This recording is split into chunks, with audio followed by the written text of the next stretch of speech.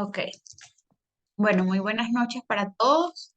El día de hoy vamos a hablar del manejo del astigmatismo y del cristalino subluxado en la facomulsificación. Entonces, bueno, tenemos que recordar que el astigmatismo es una condición donde la córnea va a presentar curvaturas diferentes o curvaturas desiguales que no van a originar un punto focal nítido, sino que van a originar varias líneas focales que se van a enfocar en diferentes sitios o en diferentes distancias con respecto al eje, lo que me van a originar una imagen distorsionada o borrosa tanto de lejos como de cerca. Es importante recordar que el astigmatismo, si bien la mayor parte del componente astigmático del ojo la compone o está dada por la córnea, también el cristalino tiene cierto porcentaje aquí para dar el astigmatismo total, ¿sí? Entonces el astigmatismo total está dado por el astigmatismo corneal más el astigmatismo lenticular. El astigmatismo lenticular es eliminado con la cirugía de cataratas, así que al momento de realizar nuestros cálculos o al momento de seleccionar el tipo de lente que queremos usar para corregir a nuestro paciente, es importante tener en cuenta el astigmatismo corneal, porque este es el que nos va a ayudar a tener resultados óptimos. ¿Cómo lo sabemos de forma inicial? Bueno, a lo que nos da la refracción, al valor que nos da la refracción, podemos restarle el astigmatismo corneal y así ya sabemos que más o menos qué valor tiene allí el astigmatismo lenticular y sabemos que ese no lo tenemos que tomar en cuenta para nuestros cálculos, sino el astigmatismo corneal. En cuanto a la incidencia del astigmatismo en los pacientes con cirugía de cataratas, tenemos que del 35 al 40% de todos los pacientes que se van a operar de cataratas tienen alrededor de una dioptría aproximadamente de astigmatismo y un 19 a un 22% de todos estos pacientes tienen más de 1,5 dioptrías de astigmatismo. Entonces son datos que hay que tener en cuenta porque el astigmatismo es algo que genera disconfort del paciente. Quizás el paciente tiene ciertas expectativas con respecto al resultado de la cirugía de cataratas y resulta que, bueno, se opera, el paciente queda viendo muy bien, pero siempre está su astigmatismo allí que no le va a permitir ver completamente nítido. Entonces, bueno, conociendo la incidencia más o menos del astigmatismo, ya sabremos qué tipo o a qué cantidad de pacientes tenemos que estar pendientes con esto, ¿sí? Como datos generales, bueno, el astigmatismo tiene muchas clasificaciones. Por lo general siempre se acompaña de otro componente refractivo y cuando se está basado en el componente refractivo, su clasificación es miópico simple o hipermetrópico simple y miópico o hipermetrópico compuesto y un astigmatismo mixto. En cuanto a su ortogonalidad, este astigmatismo puede ser regular o irregular. Regular cuando sus dos ejes, sus dos ejes principales, tanto el más curvo como el más plano, están separados de 90 grados a 90 grados específicamente. Y este astigmatismo regular, a su vez, puede ser con la regla, contra la regla o oblicuo, según la orientación de su eje. Y tenemos el astigmatismo irregular, que es aquel astigmatismo donde tanto su eje más empinado como su eje más plano no están alineados a 90 grados y este astigmatismo no tiene la misma potencia en todo el eje. Por lo general, este astigmatismo irregular se encuentra en condiciones patológicas como degeneraciones corneales, ectasias corneales, pacientes que tengan astigmatismo o pacientes que hayan tenido traumatismos, que tengan cicatrices. Cuando un paciente tenga un astigmatismo irregular, ya sabemos que es por lo general por algo patológico. Y también tenemos que tener en cuenta que el astigmatismo irregular es algo que no va a ser corregido por un lente tórico. Entonces, es importante sobre todo para las expectativas que va a tener el paciente con respecto a sus resultados postoperatorios. Otra de las clasificaciones del astigmatismo es basado en su magnitud, si es un astigmatismo bajo, medio o alto, y basado en las aberraciones de frente de onda, si es un astigmatismo de bajo orden o por el contrario, un astigmatismo de alto orden. Ahora bien, ¿qué es súper importante al momento de realizar o de tener un paciente que presenta astigmatismo? Es súper importante determinar el astigmatismo corneal total y para eso podemos ayudarnos de varios estudios especiales para determinar el tipo o sí, para determinar el tipo de astigmatismo y cómo resolver. Entonces tenemos dentro de nuestras herramientas, tenemos el autorrefractómetro, que nos va a dar como una, una medida inicial de la magnitud del astigmatismo y nos va a dar unas queratometrías iniciales que la verdad no son muy confiables, pero nos sirven para comparar con las otras herramientas que tenemos. Tenemos las queratometrías. Y si bien el queratómetro es un equipo que se inventó hace mucho tiempo, como los queratómetros manuales tipo Yaval, y tienen mucho tiempo, aún son bastante vigentes y estas queratometrías son bastante confiables. Estas se calculan sacando la diferencia entre el meridiano más empinado y el meridiano más plano y allí vamos a tener nuestros resultados de queratometrías. ¿Qué o cuál es el inconveniente de este estudio especial? Bueno, que solamente va a medir los 3,5 milímetros centrales de la córnea. También tenemos la biometría óptica. Este equipo también brinda queratometrías bastante confiables, mediciones muy confiables, no solamente tanto de longitud axial como de profundidad de la cámara anterior, sino también de las queratometrías, del astigmatismo y de la orientación de estos ejes astigmáticos. Sin embargo, si no tenemos otro equipo con el cual comparar estas queratometrías, se recomienda que el paciente se cite en dos ocasiones diferentes para realizar una biometría óptica y verificar si las queratometrías se corresponden o no. También tenemos la topografía y la tomografía. La topografía corneal nos brinda una amplia eh, imagen sobre cómo es la estructura de la córnea en la parte anterior. La topografía brinda una imagen en dos dimensiones y nos va a determinar cómo es esta arquitectura de la córnea, que si se trata de un astigmatismo regular o irregular, cómo es la orientación de estos ejes astigmáticos, dónde están los puntos más elevados, los puntos más planos, y es bastante útil para el cálculo de los lentes tóricos. La tomografía, por el contrario, me va a ayudar a determinar el astigmatismo posterior. Si bien el astigmatismo corneal posterior no tiene una gran dimensión, es importante calcularlo para evitar sobreestimaciones o subestimaciones de estos valores. Y también tenemos la barometría de frente de ojo. ¿Qué es lo importante? Tenemos todas estas herramientas de las cuales podemos hacer uso, pero tiene que prevalecer nuestra lógica, obviamente, ante el tipo de paciente, la edad de paciente, las patologías que presente, para saber cuál de todos ellos, en este caso, podríamos usar, porque todos son bastante confiables y reproducibles, pero siempre ante ciertas patologías se prefieren unos con respecto a otros. Recordar también que los pacientes que tienen una película lagrimal inestable o enfermedad de superficie ocular pueden tener variaciones en las lecturas queratométricas. Ahora bien, para determinar el astigmatismo corneal total es importante o hay varias herramientas como son los calculadores nuevos, como Barrett tórico y Abulafia Koch, que si bien aquí no se introducen datos del astigmatismo corneal posterior para calcular el astigmatismo total, ellos realizan unos análisis vectoriales para hacerlos de forma automática. No tomar en cuenta el astigmatismo corneal posterior puede sobreestimar este astigmatismo con la regla de 0,5 a 0,6 dioptrías y esto en un paciente es bastante importante.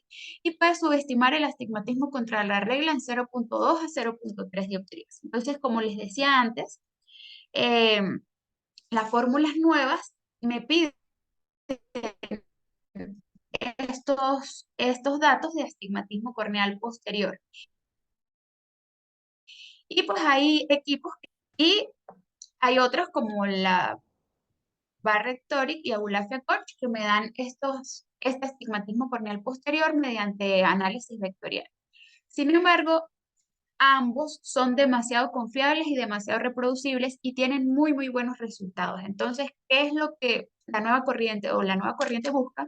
Como ya lo hemos hablado en otros seminarios, pasar de las fórmulas de tercera generación a pasar a fórmulas de nueva generación, ya que toman muchos más resultados, muchos más datos y hacen que los resultados sean mucho más precisos. Ahora, para el manejo del astigmatismo podemos hacer uso de varias herramientas, ¿sí? Podemos tener o realizar incisiones limbares relajantes, incisiones en córnea clara penetrantes en el meridiano más curvo, incisiones pareadas opuestas en el meridiano más empinado, el uso de las lentes intraoculares tóricas y procedimientos en dos tiempos con excimer láser. En cuanto a las incisiones limbares relajantes, son incisiones que se realizan para aplanar el eje más curvo, el meridiano más curvo. Estas se realizan con un espesor parcial, se realizan en limbo. El espesor es de aproximadamente 85 a 90% del espesor corneal total y actúa aplanando la curvatura más pronunciada de la córnea, logrando una cicatrización en una forma más esférica. Aquí lo importante es determinar la cantidad y la ubicación del astigmatismo a corregir. Esta técnica está empleada para astigmatismos bajos menores a 1.5 dioptrías. Sin embargo, hay que tener en cuenta varias cosas. Una es que los astigmatismos bajos menores a una dioptría por lo general son bastante tolerables por los pacientes y los pacientes poco se quejan cuando tienen un astigmatismo de 0,75, una dioptría. Y que al tratarse de una incisión o de una queratometría astigmática, así como en su momento, una queratotomía estigmática, perdón, así como en su momento todas las queratotomías radiales han demostrado que con el paso del tiempo no se logra una estabilidad, este efecto también de estas incisiones astigmáticas van a aumentar con la edad, es decir, probablemente al momento de la cirugía o en el postoperatorio inmediato van a tener cierto efecto y van a ser efectivas, pero este efecto va a seguir aumentando con la edad. Por esto es que estos procedimientos no son eh, tan confiables, sin embargo, lo traje a colación porque se hace, pues algunos cirujanos hacen uso de las incisiones. Estos procedimientos están contraindicados en pacientes que tengan enfermedades ectásicas, en pacientes que tengan enfermedades autoinmunes que afecten el limbo esclerocorneal, como las degeneraciones marginales, ¿sí? Como la degeneración marginal de Terrien, enfermedades de la córnea periférica, y en pacientes que tengan cirugía corneal previa. Entonces hay que estudiar muy bien a estos pacientes, saber muy bien sus antecedentes, conocerlos muy bien antes de decidir hacer cualquiera de estos procedimientos. Para hacer estas incisiones existen bastantes nomogramas. Uno de ellos es el calculador de incisiones limbares relajantes de Johnson Johnson, en el que se introducen todos los datos que este calculador pide y nos va a dar tanto la orientación como la extensión de la incisión, así como la profundidad. Debemos saber que los marcajes de los pacientes, cuando vamos a calcular un lente intraocular tórico, deben hacerse con el paciente sentado, ya que cuando los pacientes están acostados realizan cierta ciclotorsión que pueden desorientarnos un poco de forma anatómica y nos hace quizás equivocarnos allí en el marcaje del eje. Entonces, por lo general, tanto para las incisiones limbares relajantes como para cualquier marcación de los ejes para implantar un lente intraocular tórico o para cualquier procedimiento incisional, los marcajes se van a realizar en horas 3, 6 y 9. Sin embargo, esto es a preferencia del cirujano. Hay cirujanos que simplemente marcan horas 6, u otros cirujanos que marcan 6 y 9 y bueno, perdón, 3 y 9 y les funciona bastante bien. Entonces, bueno, aquí en este video podemos observar cómo ya teniendo nuestros ejes principales marcados, eh, con una profundidad preestablecida del cuchillete, se realizan las incisiones limbares relajantes allí.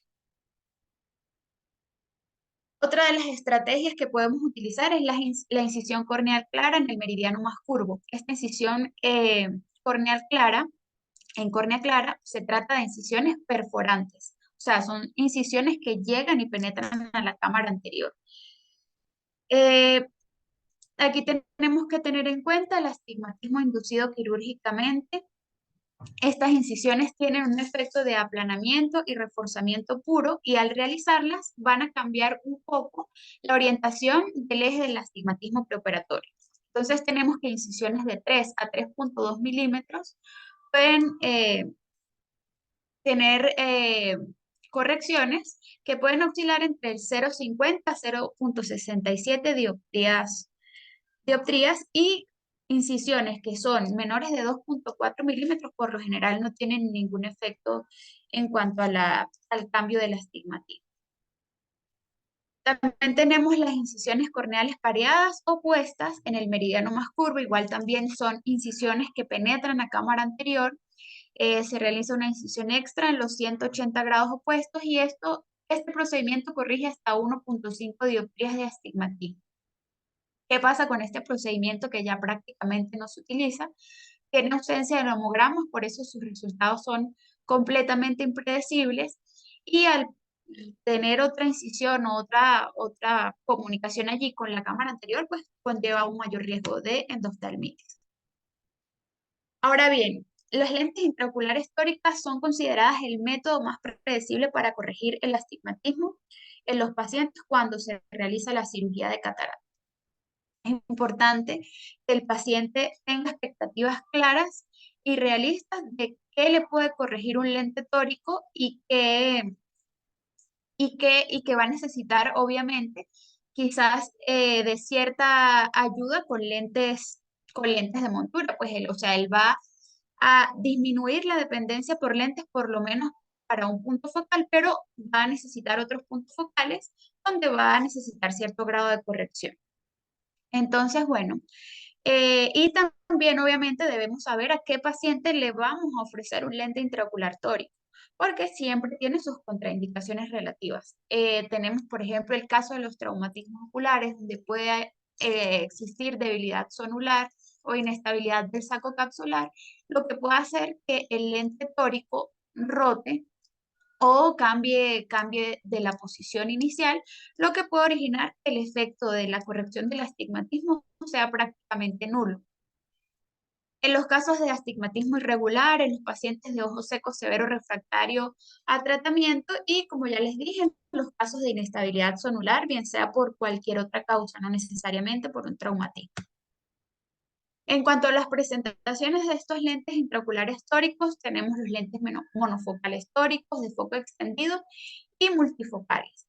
Ellos vienen en presentaciones de 1,5 a 6 dioptrías de potencia y pueden corregir de 0,75 a 4,75 dioptrías por lo general.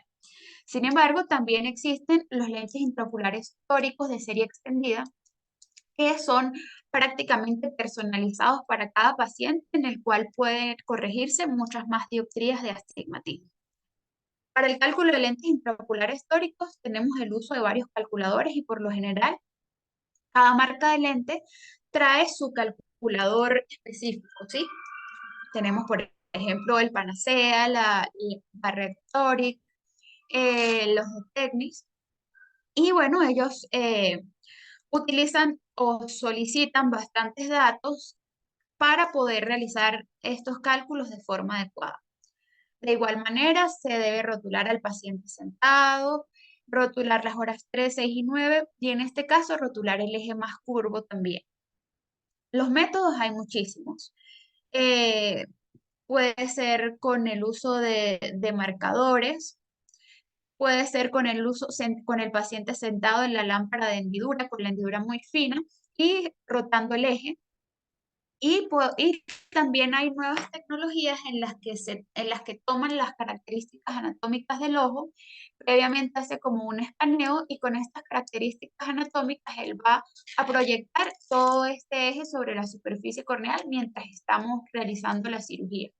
Y este eje va a estar proyectado allí, tiene un sistema de seguimiento que así el paciente mueva un poco el ojo, no va a cambiar la orientación de aquí de los grados y del eje.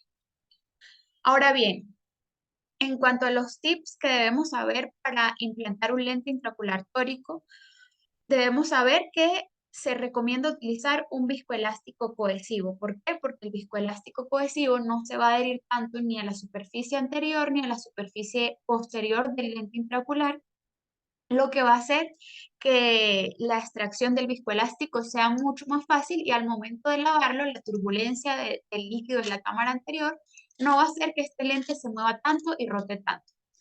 Es importante alinear el eje del lente 10 a 15 grados en sentido antihorario con respecto a la posición final.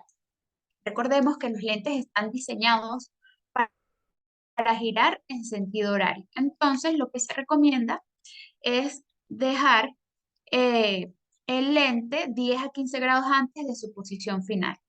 Y es súper importante eliminar completamente el viscoelástico, ya que dejar restos de viscoelástico, sobre todo en la parte posterior del lente, puede originar inestabilidad del lente en el saco capsular y rotaciones no deseadas. Em, Debemos saber también que un grado de rotación del eje del lente intraocular tórico se puede traducir en una disminución de aproximadamente el 3,3% de la potencia del lente intraocular. En el caso de que estemos implantando nuestro lente intraocular, retirando el viscoelástico, realizando alguna maniobra y él se mueva de su posición o se nos pase de los grados en los que teníamos marcado, debemos nuevamente inyectar viscoelástico, realizar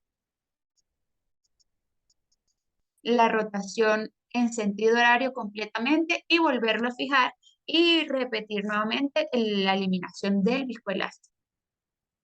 Eh, Hay muchas razones por las cuales las lentes intraoculares tóricas pudiesen no tener el efecto deseado. Y esto puede ser en muchos errores que podemos cometer. Hay errores, por ejemplo, asociados en la selección de la potencia del lente intraocular. Y es en el caso de que tenemos lecturas queratométricas o biometrías inadecuadas que fueron tomadas de mala manera, los cálculos tóricos incorrectos o la selección inadecuada de pacientes. También tenemos errores quirúrgicos durante la implantación del lente intraocular, como un marcaje prequirúrgico inadecuado, la desalineación del cilindro del lente intraocular con respecto al meridiano planificado para la cirugía o una capsulorhexis defectuosa. Es importante saber que el tamaño de la rexis para estos lentes debe ser de aproximadamente 5 milímetros. Si es de 6 milímetros, si es más grande de 6 milímetros, es una rexis muy grande que puede generar rotación y no le va a brindar una estabilidad al lente. Y si es una rexis muy pequeñita, pues puede generar prácticamente el mismo efecto. Sí, una estabilidad allí que no va a permitir que el lente rote bien. Ahora bien, la forma de la capsulorhexis es súper importante, tiene que ser efectiva y tiene que ser circular para que el lente quede muy centrado, ya que estos lentes son bastante sensibles al centrado. También la rotación o posición postoperatoria impredecible del lente intraocular tórico. Aquí sí ya nosotros eh, esto se puede dar por muchas causas, como restos de viscoelástico detrás del lente intraocular, como dije anteriormente, hipotonía por por fuga postoperatoria, diseños y materiales inadecuados de algunos modelos de lentes intraoculares tóricas y relación entre la bolsa, entre el tamaño de la bolsa capsular y el lente, ya que en pacientes con longitudes axiales muy grandes el saco capsular también es grande y puede prestarse quizás un poco para que no esté estable el lente intraocular dentro de este saco capsular grande. Y bueno, otra de las estrategias o de las aproximaciones para resolver esto es el uso de procedimientos con excimer láser para hacer reajustes de este astigmatismo corneal residual. Ahora bien, vamos a hablar del manejo de la subluxación del cristalino. Un cristalino sublujado es aquel que está desplazado de su posición habitual y se puede deber a daño sonular parcial, a laxitud o ausencia de las zónulas. La subluxación del cristalino puede ser congénita o puede ser adquirida. Congénita puede deberse a pacientes que tengan síndrome de Marfan, donde esta subluxación va a ser superotemporal. El síndrome de Weill-Marchesani, donde esta subluxación va a ser inferior, o la homocistinuria, donde esta subluxación va a ser frecuentemente inferior también. Estos tres síndromes o estas tres condiciones son las principales causas de subluxación congénita. Sin embargo, también hay otras entidades que pueden cursar con subluxación del cristalino, como esferofaquia, aniridia congénita, glaucoma congénita, colobomas de iris y retinitis pigmentaria.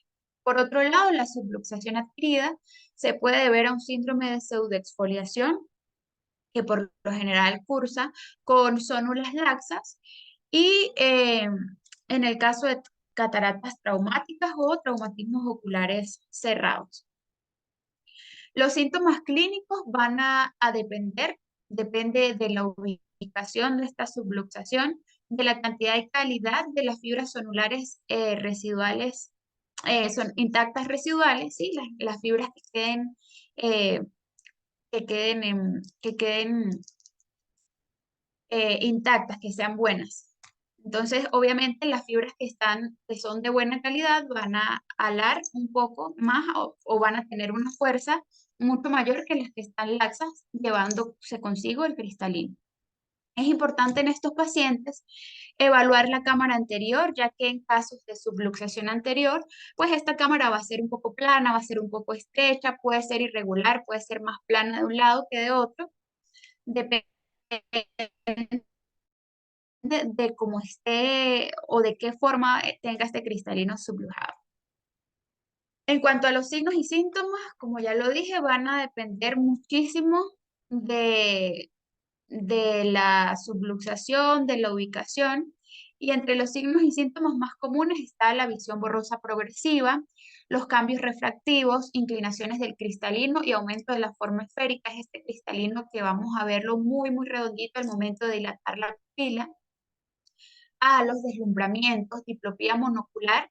Si en la periferia del cristalino queda justo en el eje visual, entonces el eje visual va a tener como que su parte donde no hay cristalino y su parte que está viendo o donde va a estar la periferia del cristalino. Puede cursar con aumento de la presión intraocular si se trata de si esta subluxación está haciendo un cierre angular o un bloqueo pupilar.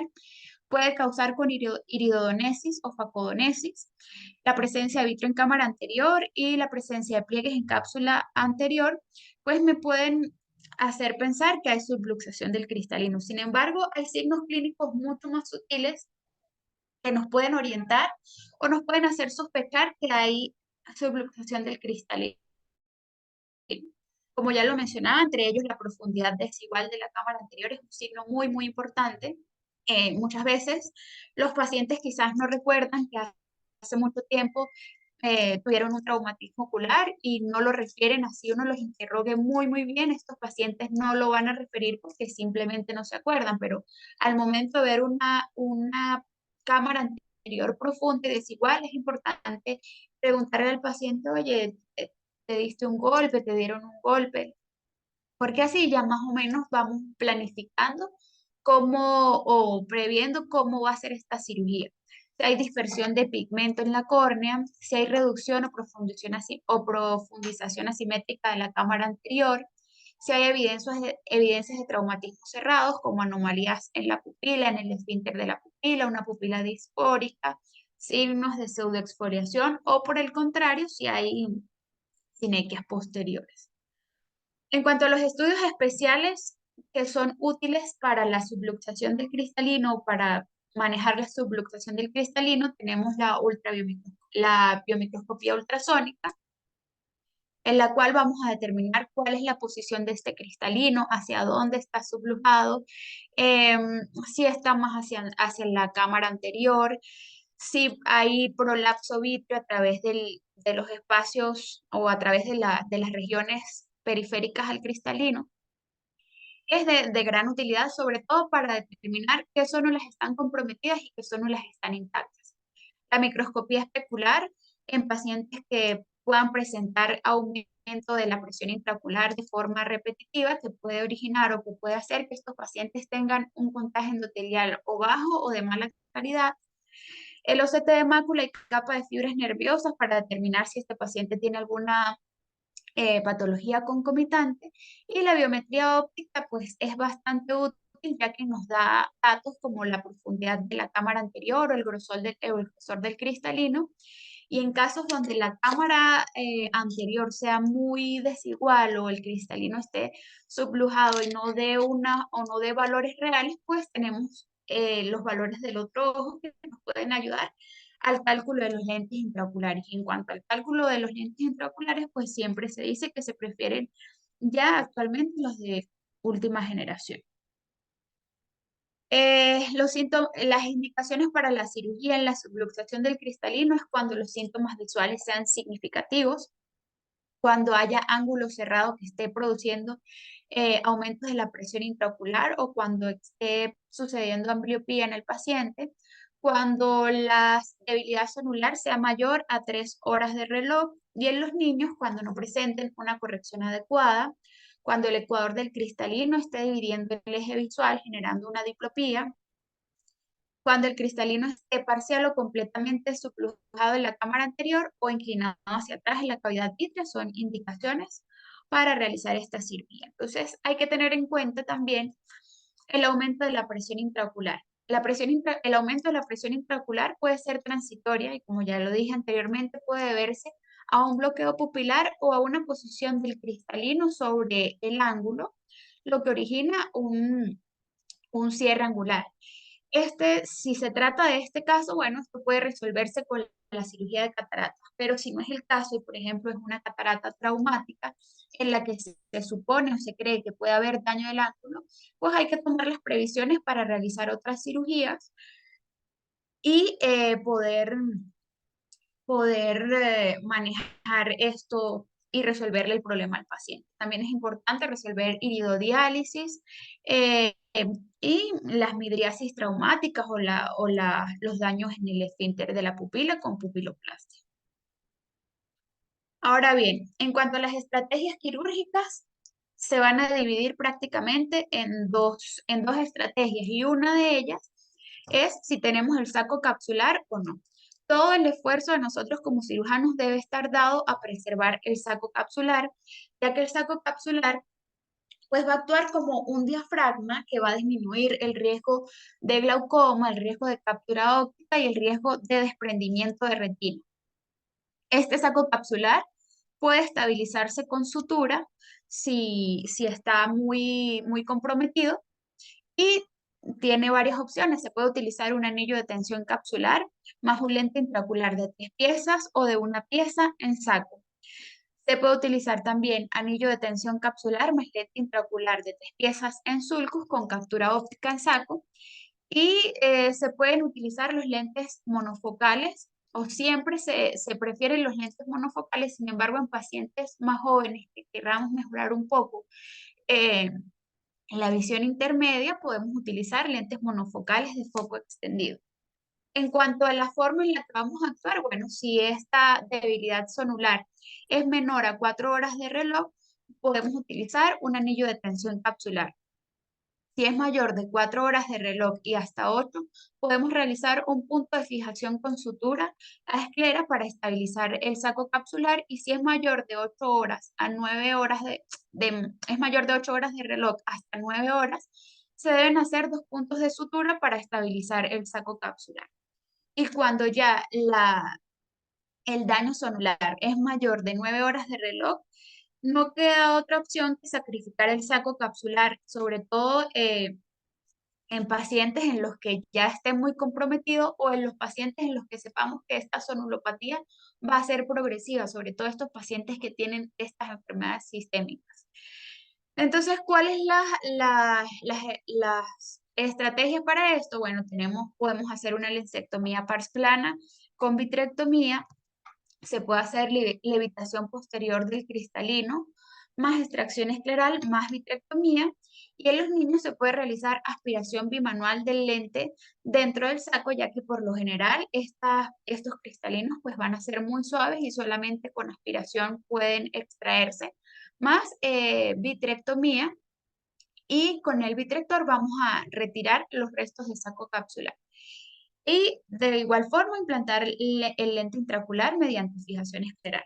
Ahora bien, como hablamos de esto, en todas las eh, estrategias en las que se trata de mantener el saco capsular, pues hay varios dispositivos creados para ello. Tenemos los retractores de iris, los cuales también se pueden utilizar para sostener la cápsula anterior. Sin embargo, como los retractores de iris solamente le dan una estabilidad momentánea durante el momento de la cirugía y solo en la cápsula anterior. Estos retractores de iris no pueden como estirarse mucho ya que pueden rasgar la cápsula anterior. También tenemos los retractores capsulares. Aquí sí tenemos un poco de soporte en el ecuador, pero igual son para usar momentáneamente durante la cirugía. Otro de los dispositivos que tenemos son los anillos de tensión capsular. Hay muchos modelos. Ellos van a tener un diámetro cuando están abiertos y otro diámetro cuando están cerrados. El anillo de tensión capsular estándar tiene un diámetro aproximado de 13 milímetros. Y bueno, se implantan en el saco capsular, sobre todo en el área de dehiscencia sonular. También hay anillos de tensión capsular modificados para poder realizar la fijación del lente intraocular y de este anillo de tensión capsular a esclera. Los hay modificados, por ejemplo, como el de Anderson, que tiene ciertas ranuras para poder manipular allí la catarata, o como estos que tienen los de Scioni, que tienen uno o dos loops para poder estabilizar mejor el lente.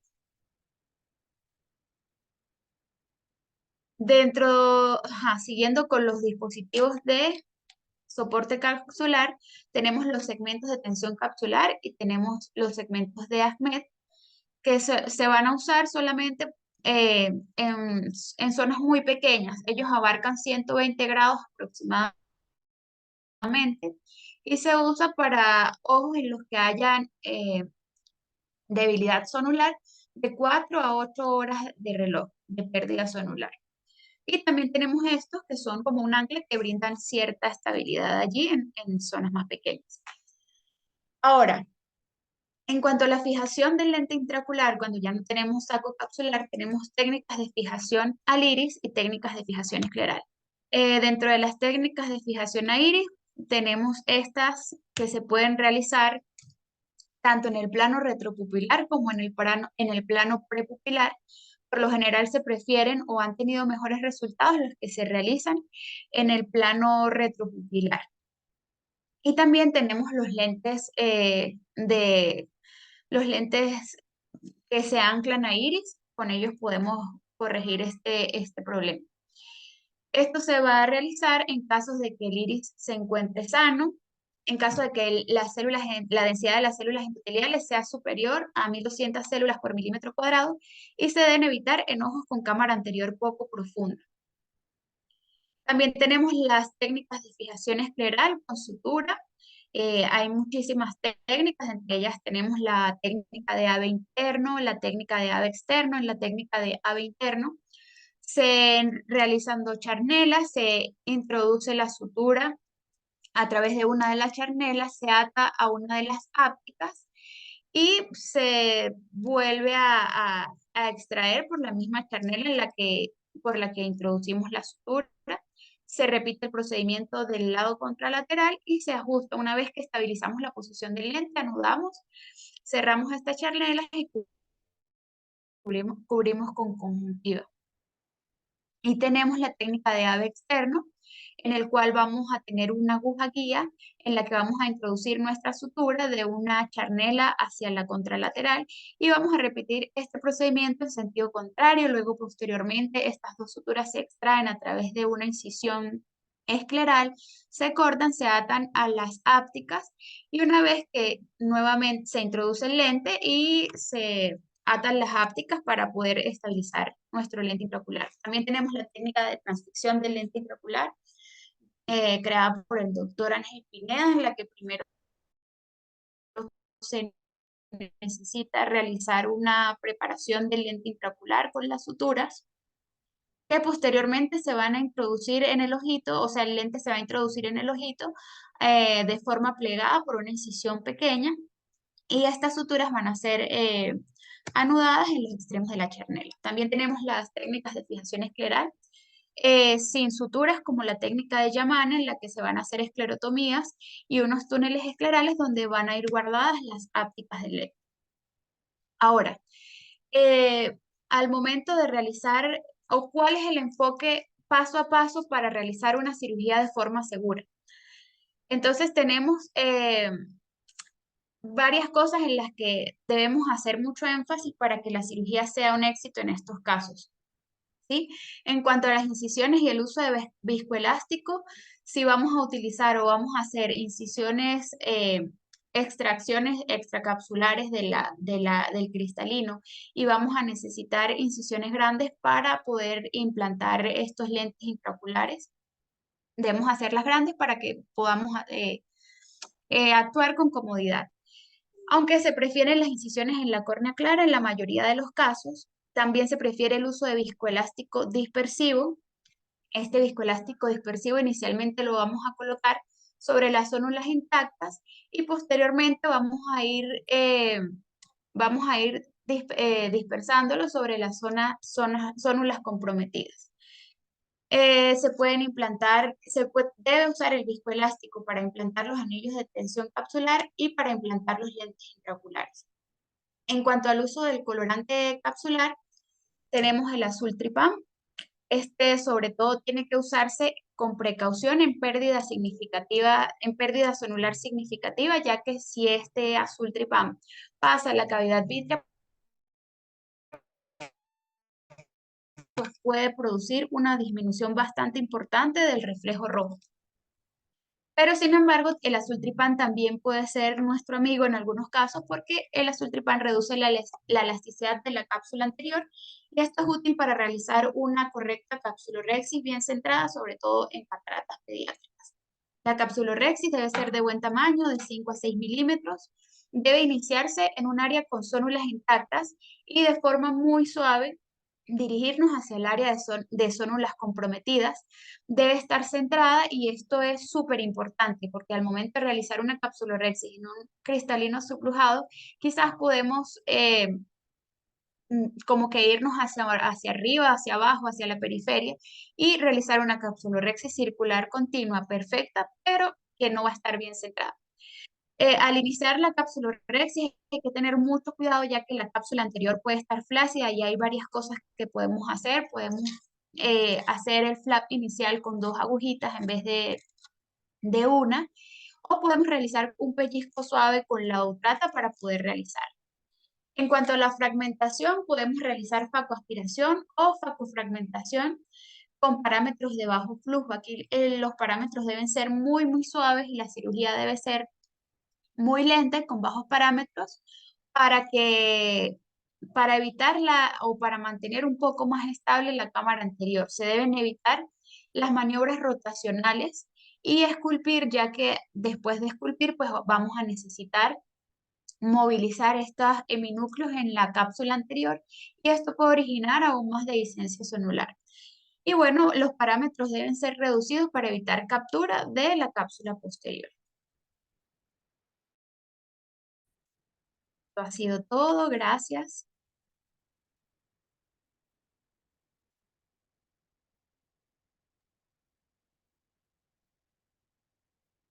Excelente, Gaby. Te felicito por tu revisión y además que se notó que tenías muy claro todos los conceptos y procedimientos porque los comunicaste excelentemente bien. Así que te felicito. Gracias, doctor. Bueno, en cuanto al manejo del astigmatismo, solo hacer énfasis en unas cositas, ¿no? No olvidarnos de la tremenda utilidad de la aberrometría de frente de onda actualmente para el manejo del astigmatismo, de verdad súper importante, sobre todo también luego para casos de la SIC, aunque no es lo que nos concierne exactamente ahorita, pero bueno, toda la determinación de los parámetros aberrométricos se ha convertido en un recurso importantísimo para evaluar nuestros resultados quirúrgicos, sobre todo cuando no son los resultados esperados o cuando pensamos que todo está bien, pero el paciente está descontento. Entonces, una aberrometría suele tener las respuestas. Igualmente, cada vez más importante la medida del astigmatismo corneal posterior. ¿Ok? Siempre, bueno, se ha visto la incidencia porque si el astigmatismo corneal posterior nos puede dar una diferencia de repente de 0,6 dioptrías más en el astigmatismo y de repente nosotros estamos induciendo 0,50 con nuestra herida operatoria, entonces ya es un 1 de astigmatismo para el paciente que no, va a protestar que no lo tenía preoperatorio. Hemos visto, Gaby lo ha visto conmigo repetidamente, lo descontento de un paciente con astigmatismo. Por supuesto nos ha pasado y es increíble, uno ve todo, técnica quirúrgica excelente, resultado quirúrgico perfecto y el paciente descontento y descontento y no veo bien y no veo bien, pero bueno, ve 20/25, 20/20, no, no veo bien y bueno. Increíble cómo uno consigue respuestas en estos parámetros, por eso es tan importante. Luego, las incisiones relajantes realmente no se están usando. Yo no conozco a nadie que las esté haciendo y definitivamente hay que nombrarlas porque, bueno, siempre hay alguien por allí. Pero bueno, no estamos usando estas incisiones corneales relajantes, pero sí debemos conocer, o cada cirujano debe conocer su propio astigmatismo inducido cuando hace sus incisiones. Inclusive, uno debe conocer su astigmatismo inducido en ojo derecho y en ojo izquierdo, porque por tema de la posición incluso pueden ser diferentes y estar muy pendiente de las queratometrías para decidir en dónde vamos a hacer nuestra incisión aunada al conocimiento de cómo se comporta en general, cómo se comporta la córnea en las manos de uno mismo, pues de cada cirujano. Indudablemente la mejor solución para el manejo del astigmatismo mayor de una corneal, mayor de una dioptría, son los lentes intraoculares tóricos. Lo hemos visto ya tanto, pero tanto en los lentes pseudofáquicos como en los lentes fáquicos, que es impresionante el buen resultado de un lente intraocular tórico, por supuesto, está de más decir, bien calculado y perfectamente bien ubicado. El resultado óptico son un paciente de los pacientes más felices que vamos a tener en nuestra práctica. No olvidarnos de que también para el manejo del astigmatismo y los lentes tóricos, que pusiste allí las contraindicaciones, no olvidarnos del tema de las ectasias corneales y el queratocono. Hemos visto muchísimas conferencias donde nos reportan pues muchos cirujanos sus buenos resultados utilizando lentes tóricos en queratocono. Pero bueno, siempre vamos a tener el estigma de que no sabemos si esa córnea pues va a perder estabilidad, porque bueno, muchos dicen que la usan cuando el queratocono ha mostrado haberse ya quedado o estabilizado en el tiempo, pero todos sabemos que el queratocono puede estar estable hasta el día que deja de estarlo.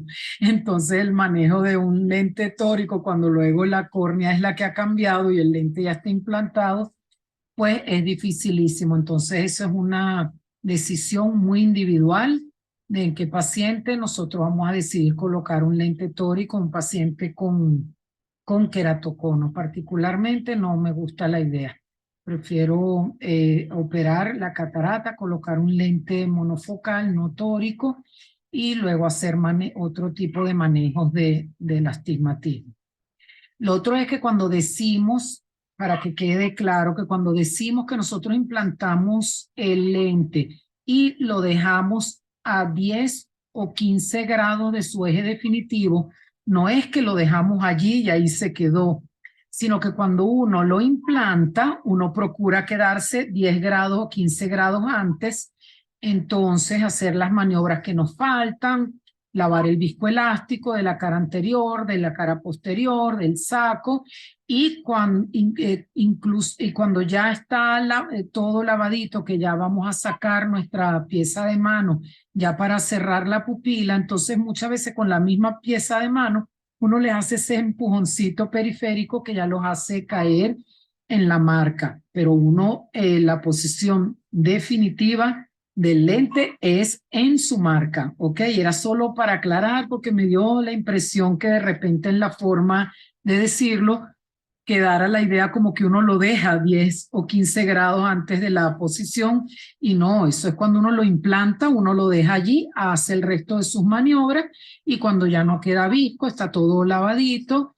y ya, digamos, va a terminar la cirugía, entonces ya uno lo deja en su lugar definitivo lo más alineado posible con la marca.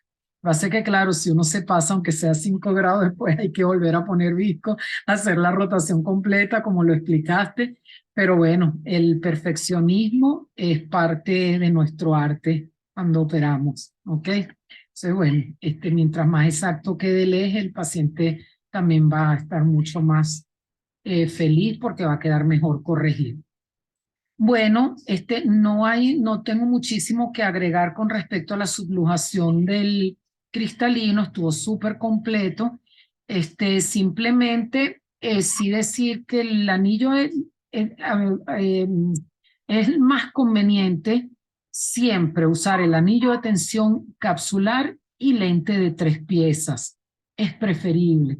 Estamos cansados de ver en los congresos y presentaciones de casos clínicos a veces años después del implante, el lente con su saquito y todo en cavidad vítrea, porque cuando esas zónulas son débiles, y entonces si el lente está dentro del saco y no ha sido fijado, pues se puede terminar de desprender tranquilamente.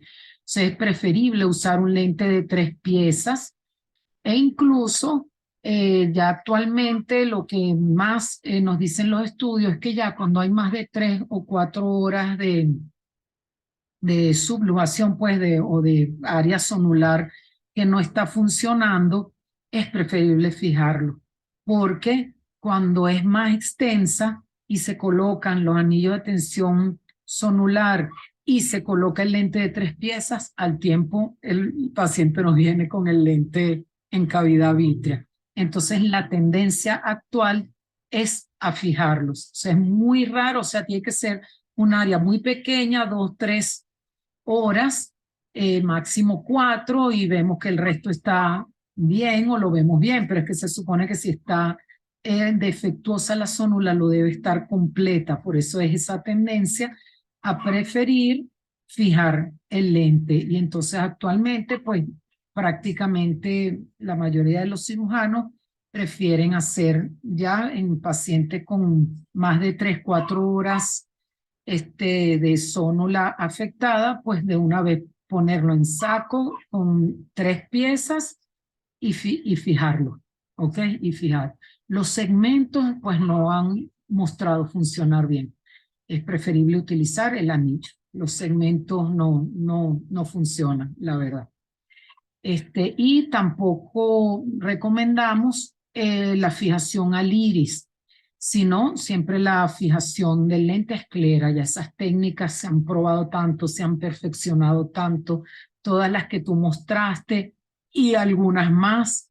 Ya sabemos que siempre es bueno hacer charnelita para que no quede expuesto, luego cubierto por iris, así exponemos menos al paciente a endoftalmitis y a que te puedan tener molestias por los nudos de la sutura de fijación.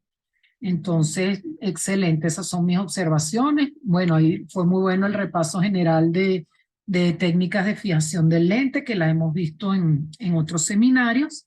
Pero muy bueno que aprovechemos cada seminario y cada excusa para siempre estar repasando las cosas, ¿ok? Súper buen seminario, te felicito.